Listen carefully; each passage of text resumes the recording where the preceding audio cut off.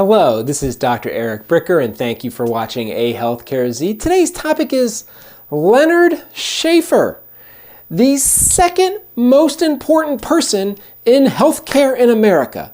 Now, who is Leonard Schaeffer? So he was the CEO of Blue Cross of California starting in 1986. And I was like, Blue Cross of California doesn't exist today. What in the world happened? Well, back in 1986, Blue Cross of California was in terrible shape. It was this huge 6,000 person organization that was losing like $1 million a week, and it itself was only worth $10 million. And what he did was he actually created a subsidiary within the nonprofit Blue Cross of California that was a for-profit company that was used to raise money. And then the for-profit subsidiary of Blue Cross of California actually bought Blue Cross of California itself. The subsidiary bought the mothership. And then they took that company public in an IPO and they renamed it WellPoint. Aha! Now it is starting to sound familiar because Anthem used to be called Anthem WellPoint. And WellPoint, when it IPO'd, it became a $60 billion company. So Leonard Schaeffer took Blue Cross of California from only being worth $10 million to being worth $60 billion. And then merged it with Anthem to become the second largest health insurance company in America, right? So the largest health insurance company in America is United Health Group, and the second largest health insurance company in America is Anthem, which was formed by the merger with WellPoint, which Leonard Schaeffer, put together. All right, now, he's not trying to keep quiet. He is actually the founder of the Schaeffer Health Policy and Economics Institute at the University of Southern California. So he's thoroughly involved with many healthcare things today. All right, so what's the story on this guy? So Leonard Schaeffer is originally from Evanston, Illinois. His dad was a pharmacist. His mom was a social worker. He went to Evanston Township High School. I went to Northwestern in Evanston, so I know exactly where Evanston Township High School is, where he went. And then he went to Princeton. The guy is super smart. He's super capable. Listen, Leonard Schaeffer is super smart and super capable. He has done many amazing things in his life. Okay, he then got an internship because, listen, when you go to an Ivy League school, tons of doors open up for you. So one of the doors that opened up for him was he got an internship with the Illinois senator in the U.S. Congress, Senator Paul Douglas. And then from there, he worked for Arthur Andersen. Isn't that a coincidence? That's also where the background of many United CEOs also came from Arthur Andersen. Okay, so there's a commonality with Arthur Andersen there. Okay, then he went and actually became the head of technology way back in the 1970s for the Illinois Department of Mental Health. But, back when they were using punch cards for computers. And then he did such a great job there that they put him in charge of the Illinois state budget, okay, when he was 29. So just to show you, how incredibly capable this guy was. Listen, at the age of 29 to be running the state budget for one of the largest states in America, right? That's pretty impressive, okay? Then he went on to work for Citibank, and then he was recruited by President Jimmy Carter in the late 1970s to work with, at the time, was called the Department of Health, Education, and Welfare, which became the Department of Health and Human Services.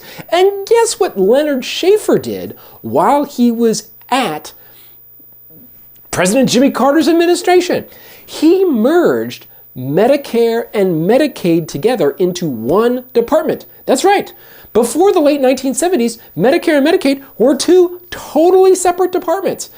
And Leonard Schaeffer says, well, we can't have that. We got to put them together. And he put them together and he formed a new agency called HCFA, the Healthcare Financing Administration. Of course, anybody who works in billing knows that doctor bills are called HCFA 1500s. Why in the world are they called HCFA 1500s? Because of the Healthcare Financing Administration. HCFA doesn't even exist anymore. It was renamed CMS, the Centers for Medicare and Medicaid Services. So not only did Leonard Schaeffer create WellPoint from the ashes of Blue Cross of California, before that, Leonard Schaeffer created CMS, okay? So this is a hugely accomplished guy, all right? Again, why he is the second most important person in healthcare in America. Okay, so now interestingly, so he leaves the Carter administration, and then goes and works on student loans for a few years. And then look at this. He becomes the CEO of Group Health in Minneapolis in 1983. And Group Health was one of the first HMOs in America. Now, Group Health was started, and one of the original people at Group Health was this gentleman by the name of Dr. Paul Elwood. And this is where it gets really interesting, because Dr. Paul Elwood is the person who coined the term health maintenance organization. How else is Dr. Paul Elwood famous? Dr. Paul Elwood was also involved with another HMO in Minneapolis called Physicians Health Plan, PHP. And who did he work at PHP with? He worked at PHP with PHP's CEO, Richard T. Burke. Who is Richard T. Burke? He is the founder of United Health Group. So again, I don't believe in conspiracies, but this is a tremendous coincidence where Leonard Schaeffer, who put together a huge part of the second largest health insurance company in America, who put together the Centers for Medicare and Medicaid Services, just happened to work with the same Dr. Paul Elwood in Minneapolis that Richard T. Burke, the founder of United Health Group, worked with in Minneapolis. So they share a common HMO lineage. Now, that then answers the question, okay, if Leonard Schaeffer is the second most famous person, second most important person in healthcare, who's the number one most important person in healthcare? Well, that's Richard T. Burke. And I've made the founder of United Health Group, the largest health insurance company in America. So I've made a separate video about Richard T. Burke that I will leave a link to in the show notes. But why am I telling you this about Leonard Schaeffer and his background and everything he accomplished? It's because the reason that healthcare is the way it is today is not by some accident. Okay, the reason healthcare is the way it is today is because specific people took specific actions and then organized groups of people to then implement those groups of actions. Things just don't randomly happen.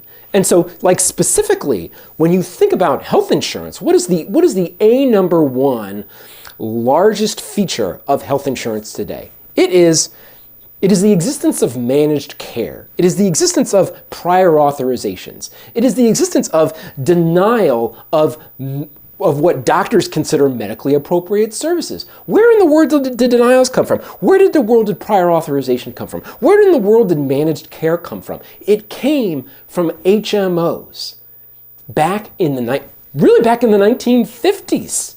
Okay? So, this is not meant to be a history of HMOs and managed care in America. But the point is that this did not happen just like randomly. Okay, this happened again because of people taking specific actions that created specific results that we now live with today.